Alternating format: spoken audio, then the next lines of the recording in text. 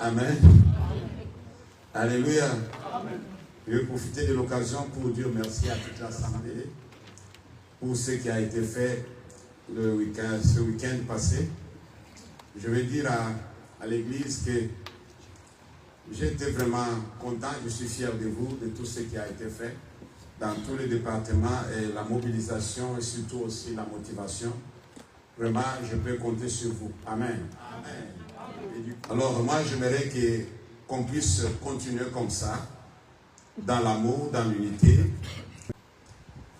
Nous allons nous tenir debout, nous allons honorer la parole de Dieu. Nous sommes dans le livre de Genèse chapitre 26.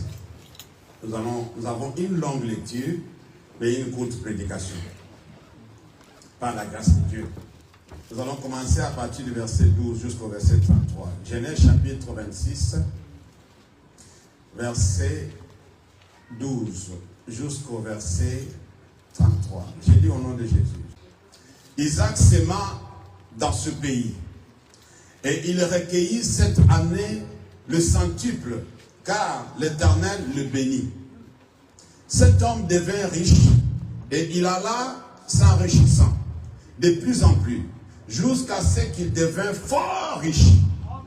Il avait des troupeaux de menu bétail et des troupeaux de gros bétail, et un grand nombre de serviteurs. Aussi, le Philistin, soulignez ça, lui portèrent envie. Tous les puits qu'avait creusé le serviteur de son père, du temps d'Abraham, son père, et Abimelech dit à Isaac, va-t'en de chez nous, car tu es beaucoup plus puissant que nous. Isaac partit de là et campa dans la vallée de Guérar, souvenez ça, où il s'établit. Isaac creusa de nouveau les puits d'eau qu'on avait creusé du temps d'Abraham, son père, et qu'avait comblé le Philistin après la mort d'Abraham. Et il leur donna le même nom que son père leur avait donné.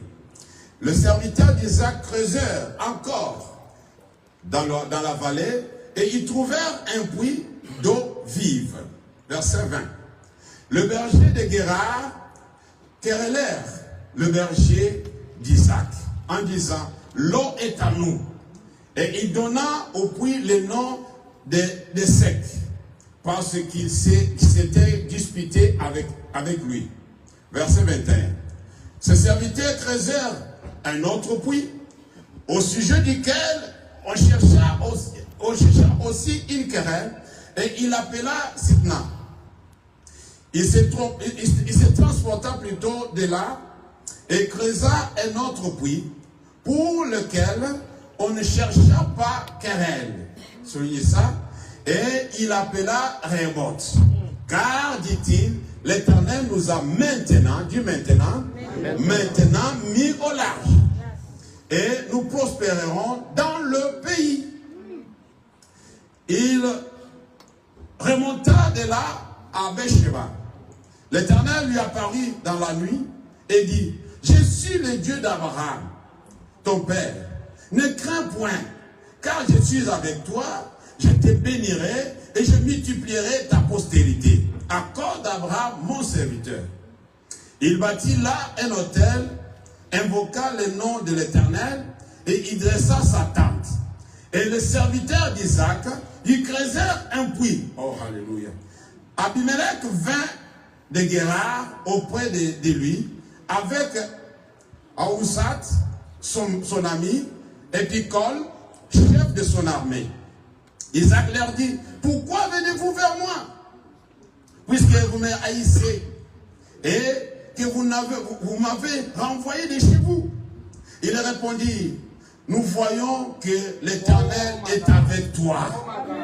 C'est pourquoi nous disons qu'il y ait un serment entre nous et toi, et que nous faisons alliance avec toi. Jure que tu ne nous feras aucun mal, de même que nous t'avons point maltraité, quand nous t'avons fait seulement du bien, et que nous t'avons laissé partir en paix. tu es maintenant béni de l'Éternel. Dis Amen. Amen. Isaac leur fit un festin et ils mangèrent et burent. Ils se levèrent de bon matin et se lièrent l'un à l'autre par un serment.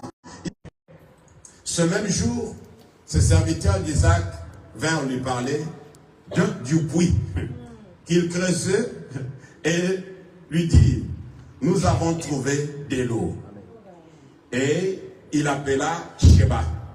C'est pourquoi on a donné à la ville le nom de Beersheba jusqu'à ce jour. Parole du Seigneur. Amen. Merci, vous pouvez vous asseoir.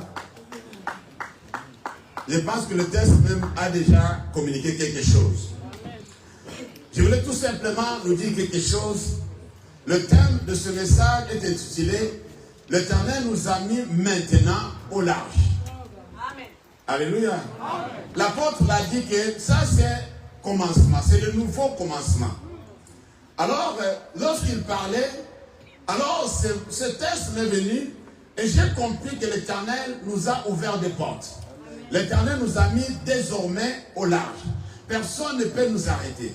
Tout a commencé par ce que Dieu avait dit à Abraham. Ce que Dieu avait dit au père d'Isaac. Isaac, c'était un enfant d'abord, un enfant de promesse, avant d'être un enfant d'alliance. Dieu avait fait alliance avec Abraham pour lui dire que non, ta descendance va posséder ce pays. Dis Amen. Et Abraham avait commencé à faire certaines choses. Il avait commencé à investir dans le pays. Il avait creusé des puits. Il avait fait des hôtels. Ça, on ne peut pas rentrer là-dedans. Mais son fils a voulu marcher sur le pas de son père. Dis Amen. Alors, pendant qu'il voulait entrer dans sa bénédiction, la Bible dit que non, Isaac, là où il était, puisqu'à Guérar, si vous commencez à partir du début, vous allez voir que c'est Dieu qui l'avait recommandé de rester à Guérar, de ne pas descendre en Égypte, puisqu'il y avait la famille. Dis Amen. Alors quand il est resté à Guérar, chez Abimelech, alors là, Dieu a commencé à le bénir. La Bible dit que non, le gars était béni, il était devenu de plus en plus riche et fort riche. Alléluia. Amen. Alors la parole de Dieu a commencé à se manifester dans la vie de la personne. Il était déjà expérimenté. Il voyait déjà la main de Dieu dans sa vie. Il voyait que non, ce que Dieu avait dit à mon père est en train de s'accomplir. Isaac n'avait pas de doute. Mais quelque chose est arrivé. Pendant qu'il était en train de faire sa vie, vivre sa bénédiction, posséder le territoire, faire ce que Dieu lui avait dit de faire, ce que son père avait reçu de la part de Dieu pour que ses enfants puissent en bénéficier, pendant ce temps-là, les ennemis se sont levés. Alléluia. Amen. Pendant qu'il faisait son ministère, les ennemis se sont levés. La Bible dit que les Philistins sont venus pour pouvoir commencer à discuter avec eux par rapport au puits. Alléluia. Amen. Je ne sais pas dans quelle situation tu te trouves aujourd'hui. Combien de fois tu as commencé? Combien de fois tu as essayé? Combien de fois tu as été interrompu? Combien de fois tu as été dérangé pour ne pas avancer dans ce que tu veux faire? Et combien de fois tu as été découragé? Je vais te dire une chose. L'Éternel nous a mis au large. Ne te décourage pas. Persévère. Alléluia. Tu as essayé une première fois, ça n'a pas marché. Essaie encore une deuxième fois. J'aime les serviteurs d'Isaac. Ils étaient tellement motivés comme leur papa. Ils allaient toujours en cherchant encore à faire des puits. Ils disent, vous savez, nous allons toujours creuser. Même si on avait hérité des puits et que vous avez discuté avec nous, qu'on a abandonné, qu'on vous a laissé, nous sommes capables de faire encore des puits. Tu sais pourquoi ils ne voulaient pas? Puisque les Philistins n'étaient pas capables de faire des puits. Ce sont les enfants, les serviteurs d'Isaac qui étaient capables de faire encore des puits. Amen. Si tu n'es pas habitué à faire quelque chose, tu vas toujours avoir raison de pouvoir freiner l'autre qui est en train de faire. Oh. Si ce n'est pas dans ton domaine, tu vas avoir envie. La Bible dit qu'ils ont eu envie d'Isaac. Ils n'ont pas été contents avec Isaac, puisqu'Isaac prospérait. Quand l'étoile de Dieu est sur toi, tu auras toujours des ennemis. Mais cela ne te décourage pas. Les ennemis ne peuvent pas dire que quand les ennemis t'attaquent, l'onction part.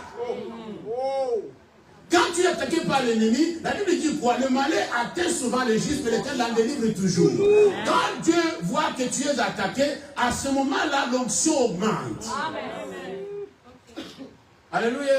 Puisque tu dois passer à l'étape suivante. Ce n'est pas puisque tu es attaqué par l'ennemi que la grâce de Dieu te quitte. Non. Tu n'es pas ce que les hommes disent que tu es ce que Dieu dit que tu es. Amen. Alléluia. Isaac était fils de promesse. Cet enfant a été né dans les douleurs. Et Dieu avait déjà parlé de cet enfant depuis longtemps. Quand son père a fait des bêtises, il a dit non, je vais te donner un enfant. Et cet enfant-là, c'est lui qui sera l'héritier.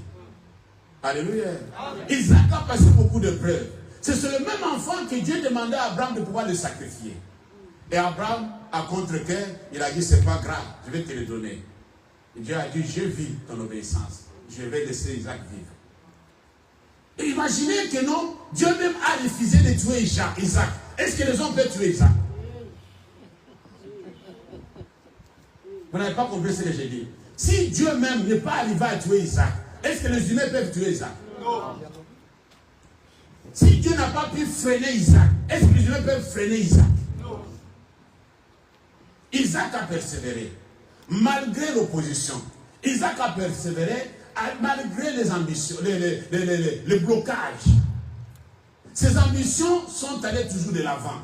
Il a même quitté la ville. La Bible dit qu'il a quitté la ville. Il a quitté là où on croyait que non, c'est puisqu'il est ici qu'il prospère. Maintenant, je vais me placer quelque part. Je vais maintenant aller dans le banlieue. Je vais me placer là où personne ne peut me voir. Mais vous allez voir ce qui va se passer. Alléluia. Ce n'est pas puisque je suis dans la ville que je prospère. Même si je vais hors de la ville, la Bible dit qu'il s'est placé maintenant dans la plaine de Guérar. Alléluia. Il s'est isolé. Il a quitté la ville. Il ne voulait pas que les gens puissent le voir comment il prospère. Il est allé maintenant s'isoler en brousse. Mais là où il est parti, la Bible dit, la prospérité a continué. Amen. Isaac est inspiré lorsque la dernière fois, ou l'avant-dernière fois, lorsqu'il a creusé le puits à travers ses serviteurs. Et que ce puits-là n'a pas attiré la convoitise. Il n'y a personne qui est venu discuter encore avec eux par rapport au puits. Il dit maintenant l'Éternel nous a mis au... C'est un bon signe. Alléluia. Amen, chrétien.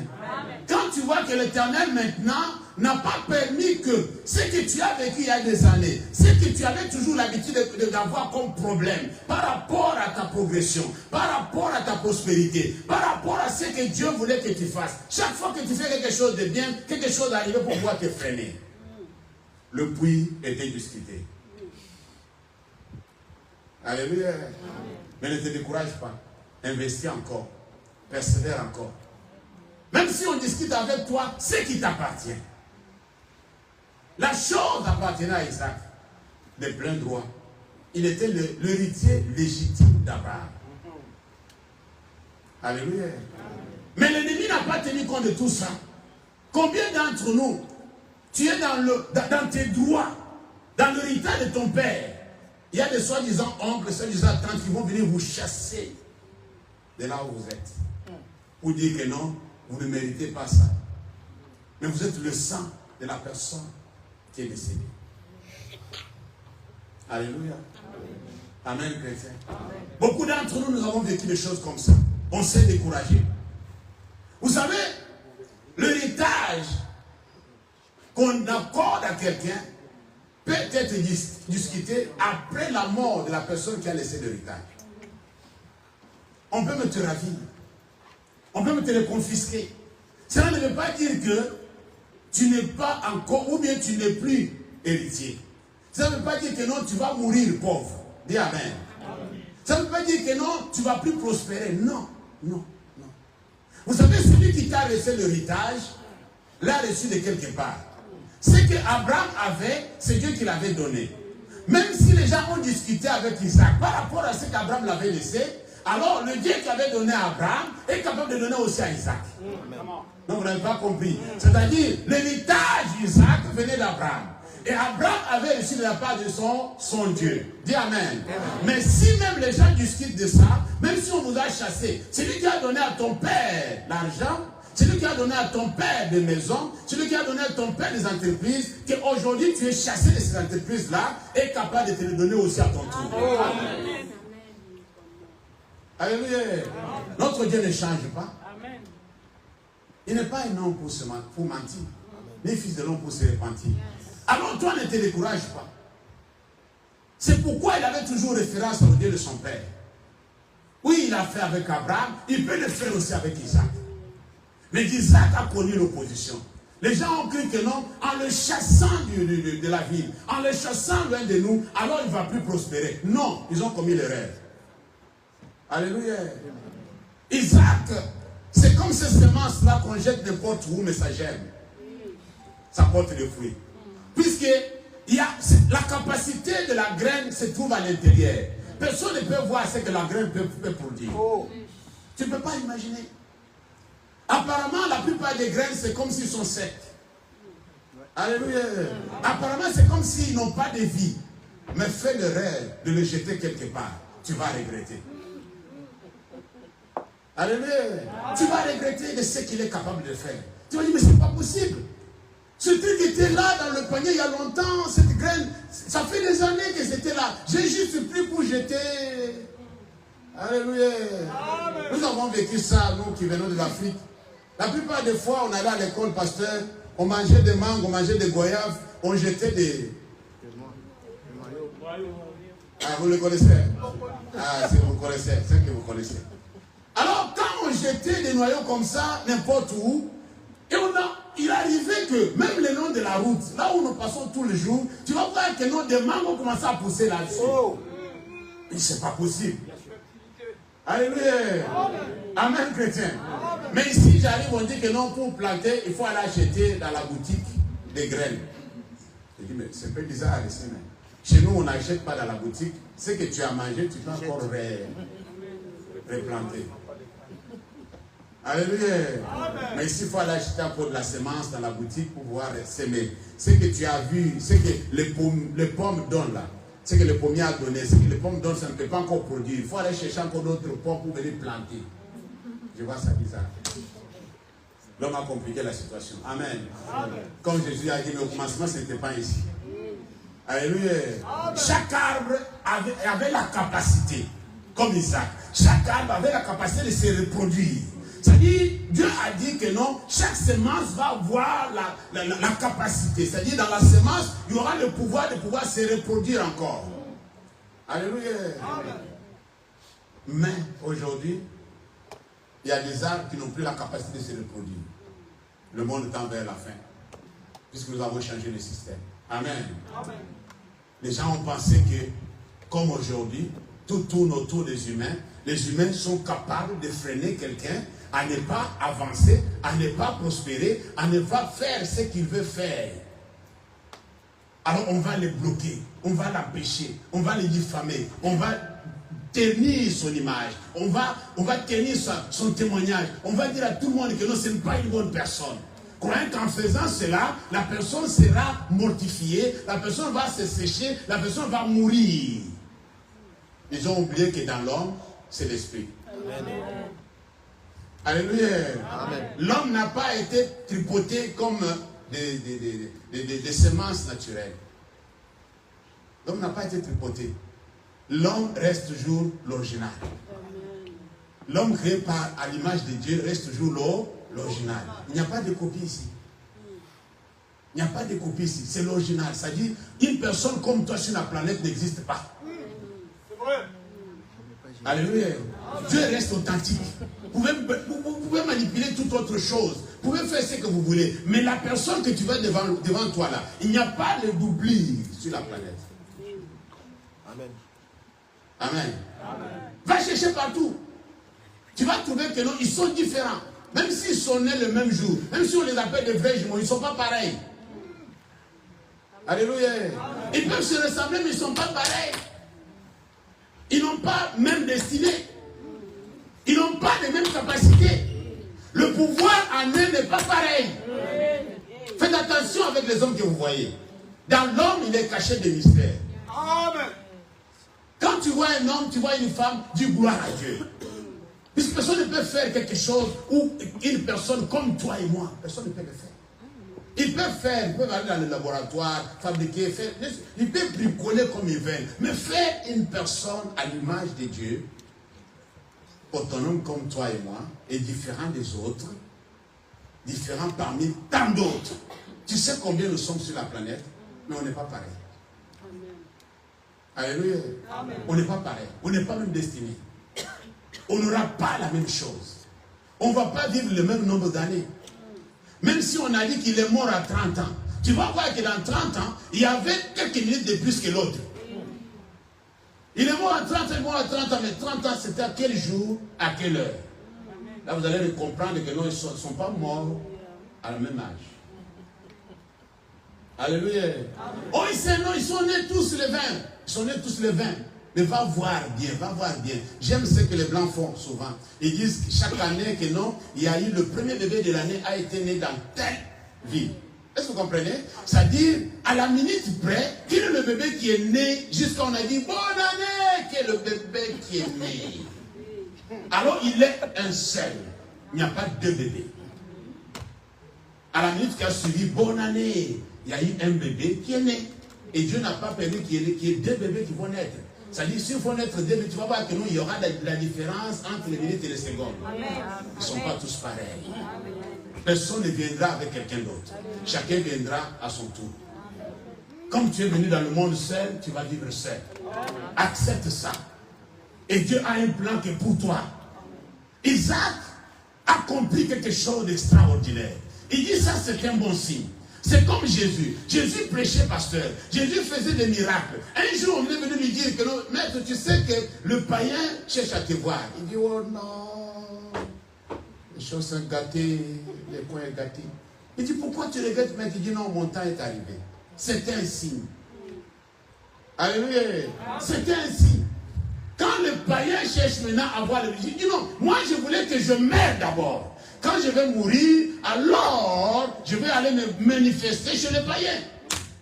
J'ai été envoyé comme brebis perdu de la maison d'Israël. Il n'a pas compris. Alléluia. Maintenant que les païens cherchent à me voir, là, ça annonce que mon père me dit rentre à la maison. Alléluia. C'est le temps de rentrer à la maison. C'est ce qu'Isaac a compris. Isaac a compris que non, maintenant, j'ai été combattu. J'ai été maltraité. J'ai été même chassé. Dis chassé. Mais, maintenant, après avoir persévéré, après avoir été intègre à mon Dieu, après avoir fait ce que Dieu m'a dit de faire, l'Éternel m'a donné un bon signe. Cette fois-ci, personne n'est venu quereller avec moi par rapport à ce puits. Et ce puits s'appelle Rehoboth. Alléluia. Amen. Qu'est-ce qu'il veut dire? Ça veut dire, maintenant, l'Éternel nous a mis au large. Maintenant, l'Éternel nous a fait grandir. Est-ce que vous comprenez? Il a élargi notre espace d'activité. Voilà ce qu'il veut dire. C'est-à-dire, quand la Bible dit que non, tu dois élargir ta tente. Pourquoi? Puisque je vais te donner plus d'enfants. Si tu as une maison, tu as encore un studio, quand je te donne 6 enfants comme moi, tu ne vas pas les faire dormir ensemble. Ça va être compliqué. Alors, quand tu vas avoir 6 enfants, il faut te préparer aussi avec une maison, avec plusieurs chambres. Vrai ou faux? Alors, tu dois élargir l'espace. Quand Dieu ordonne aujourd'hui qu'il doit élargir ta tente, cela veut dire qu'il va te donner plus que ce que tu as. C'est pourquoi je voulais que tu dises Amen. Amen. Alléluia. Dieu te dit d'élargir ta tente, cela veut dire qu'il va te donner plus que ce que tu as. Moi, je me suis posé la question un jour. J'ai dit, mais Seigneur, je ne comprends rien dans tout ce que tu es en train de faire avec moi. Pourquoi tu m'as donné beaucoup d'enfants comme ça? Est-ce que moi, je serais capable de les nourrir? Alléluia. Alors, tu sais ce qu'il m'a dit? Il m'a dit, mais moi, je ne peux pas te donner plus. Imagine-toi, je vois des Blancs ici dans ce pays qui disent que non, moi, je ne veux pas avoir beaucoup d'enfants parce qu'il ne veut pas trop dépenser. Les enfants, ça coûte cher. Voilà comment ils me disent. Les enfants, ça coûte cher. Les enfants, ça fait mal à la tête. L'un d'eux m'avait dit que non, toi, tu penses que tu ne peux pas manquer de Doliprane à la maison. Hein, avec 6 enfants là, Alléluia. D'abord tu parles, d'abord tu vas parler, Alléluia. Tu vas discuter, tu vas neutraliser ici, calmer là-bas. Amen. Moi j'ai besoin de ça, moi je ne veux pas manger ça, moi je veux manger ça, moi je ne veux pas manger ça. Gloire à Dieu. Dieu m'a donné une femme qui était déjà éduquée dans le truc de manger.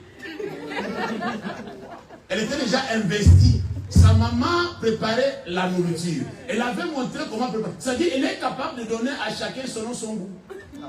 Gloire soit à Dieu. Sinon ça va être compliqué. Dieu ne fait pas quelque chose par hasard. Alléluia. Alors je me donne beaucoup d'enfants comme ça, ils seraient capables de le nourrir. Puisque quand tu quittes l'école par exemple, ils viennent à la maison, tu vas faire vacances. Ils vont bien consommer. Ça c'est sûr, vrai ou faux? Les parents sont là. Oh, bon, je pense que tu ne peux pas me contredire quand même mon frère. Toi tu es un bon frère, tu peux dire la vérité. Amen. Quand tu manges à l'école, on est un peu épars.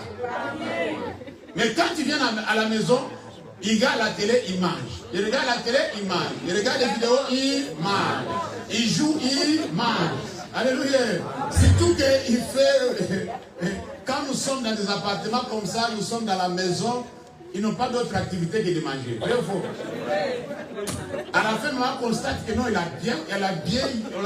a consommé. Nous-mêmes, on regarde et on dit, c'est là, ça c'est déjà fini, oui, ça c'est déjà fini. C'est eux qui vont vous rappeler, il y a telle chose n'est plus, telle chose n'est plus, il n'y a plus du pain, il n'y a plus de ceci, il n'y a plus de ça. Mais comment vous savez? Puisqu'ils sont allés vérifier. Ils ont trouvé que non, il n'y en a plus. Alors, élargir ton espace d'activité. Tu as besoin que l'Éternel puisse te donner encore plus. Est-ce que vous comprenez? Tu as des choses. J'aime la parole de Dieu qui dit que non, c'est lui qui donne de la semence au semeur. Si toi tu n'as un endroit, tu n'as pas d'endroit pour semer, il va te donner de la semence pourquoi? Il va te donner. Bon, comme moi je fais nourrir les enfants, il va me donner la nourriture. Vous avez compris quelque chose maintenant? Alors il donne la nourriture à celui qui peut donner aux gens pour manger. Mais toi tu donnes à personne, il va te donner pourquoi? Tu vas gaspiller ça. Tu vas jeter à la poubelle. Amen. Ça va expirer à la maison. Mais moi, chez moi, c'est rare que ça expire. Ça expire parfois, mais c'est rare.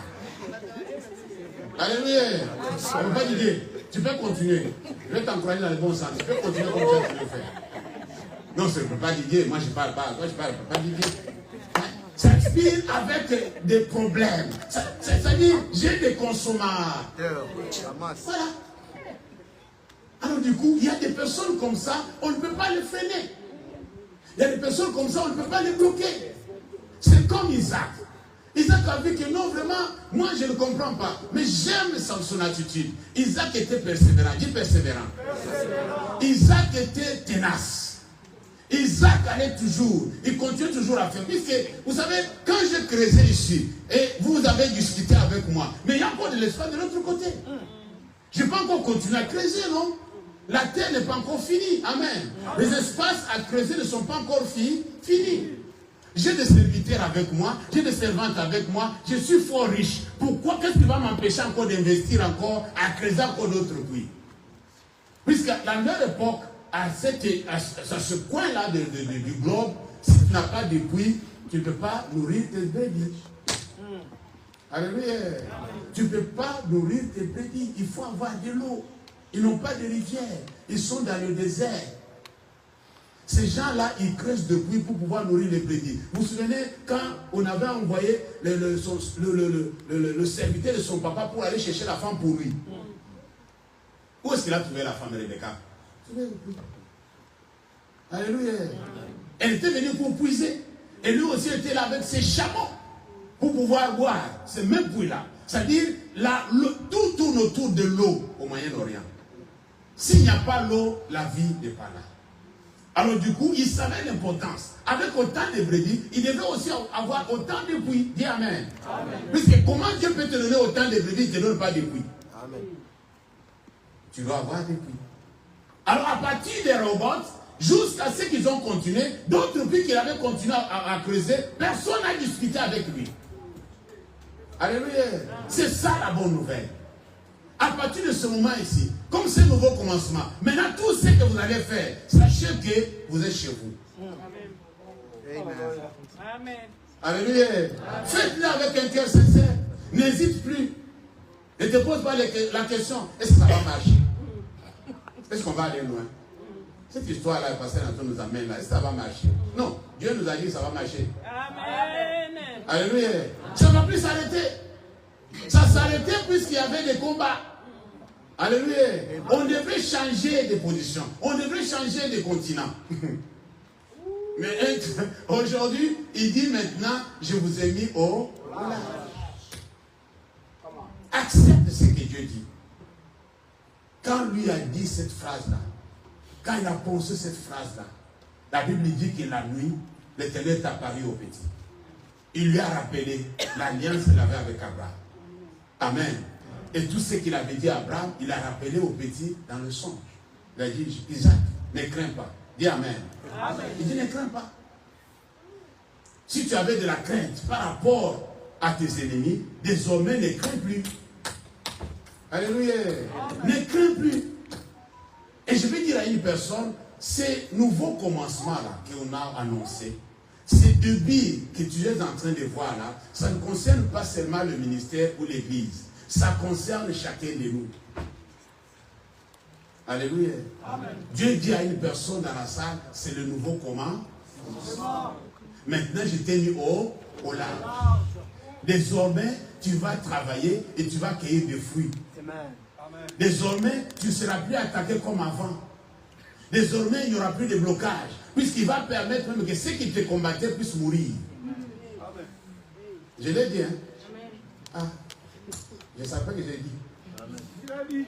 Ce n'est pas moi qui l'ai dit. Et toi, mais tu sais. Amen.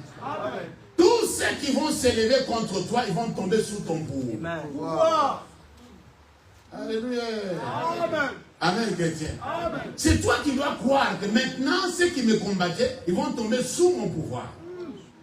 Alors, quand il a compris cela, quand il a compris la fidélité de Dieu, et ce que Dieu l'a fait communiquer, le gars est allé trop loin. Il a fait la même chose que son père, il a dressé un autel. Alléluia. Il a renouvelé l'alliance. Il dit, Seigneur, je crois que ce terrain est à moi. Je crois que ici, maintenant, c'est là où tu veux que je sois. Amen. C'est ici que je vais prospérer. Alors, je vais dresser cet autel, je vais t'offrir le sacrifice. Et t'offrir le sacrifice. À partir de ce moment-là, Dieu dit, voilà, tu as compris la leçon petite. Je vais te faire voir comment les choses vont commencer à se faire. Imagine-toi, maintenant, le nom qu'un étranger donnait à des terrains, à des endroits, dans un pays où il n'était pas son pays, ce nom-là, la Bible dit que c'est resté jusqu'aujourd'hui, ce nom-là est resté jusqu'aujourd'hui. Il a nommé des territoires. Il a enlevé des noms qui étaient là, il a nommé des territoires, comme son père le faisait. Alléluia. Amen, chrétien.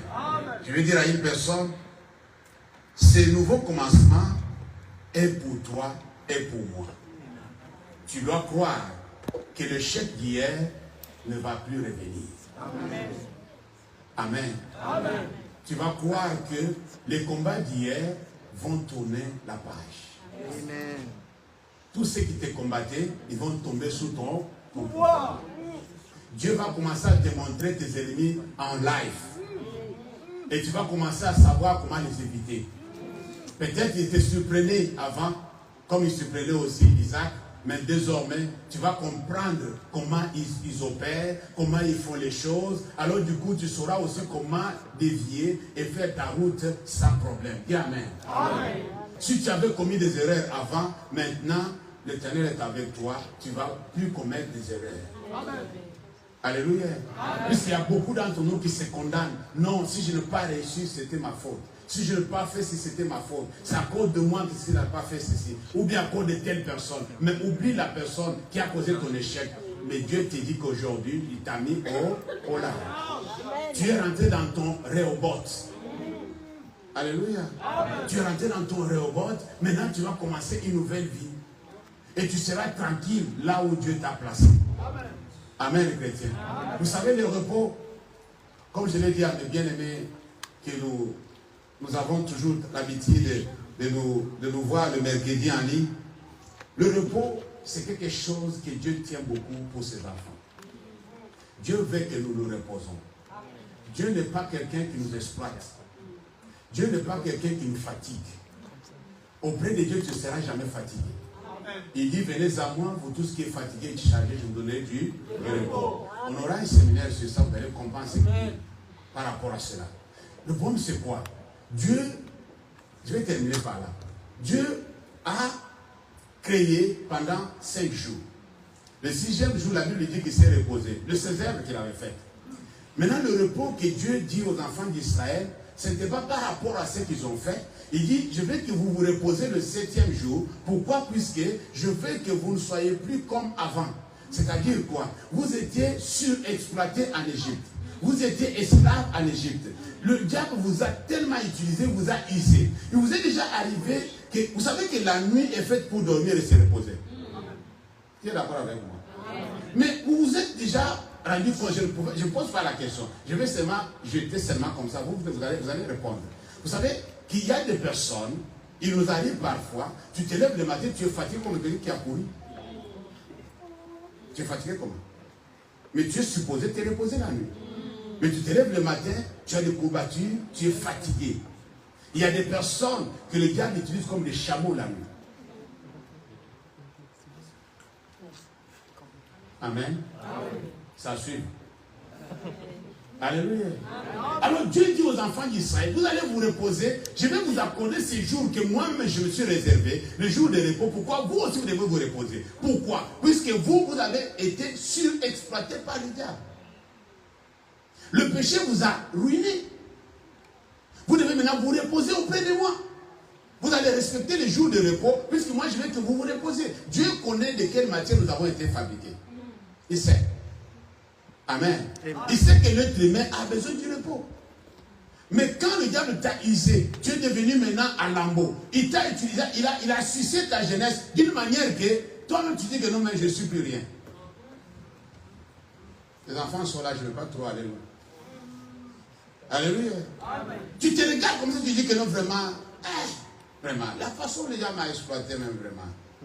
Il n'a pas pitié de vous. Lui, il n'a pas pitié de personne. Amen. Mais quand tu viens au Seigneur, le Seigneur dit que non, venez à moi.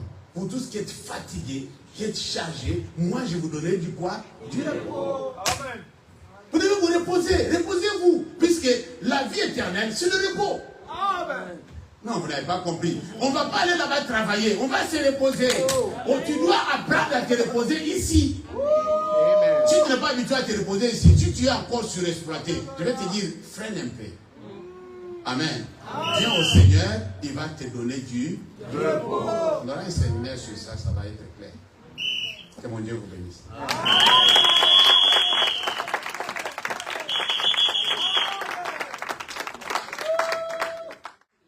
J'aimerais que tu inclines ta tête dans la prière. Dieu veut qu'une personne ce matin puisse entrer dans son rêve. Dieu a placé une personne au large. Dans ton mariage, Dieu veut t'ouvrir des grandes portes. Dans ton foyer, Dieu veut te placer là où tu ne pouvais pas aller toi-même. Oui, dans tes études, Dieu veut faire quelque chose d'exceptionnel. Je vais te demander, bien-aimé, dis Seigneur, j'ai plusieurs fois creusé. Rappelle-lui tous tes échecs. Tout ce que les autres ont ravi de toi. Tout ce qui t'a été confisqué. Tout ce que tu as perdu et que tu regrettes jusqu'à aujourd'hui. Dieu, tu ne regrettes pas. Persévère. Continue. Fais encore. Dis Seigneur, donne-moi la force de continuer. Comme tu avais donné la force à Isaac, de persévérer, de continuer à creuser encore depuis.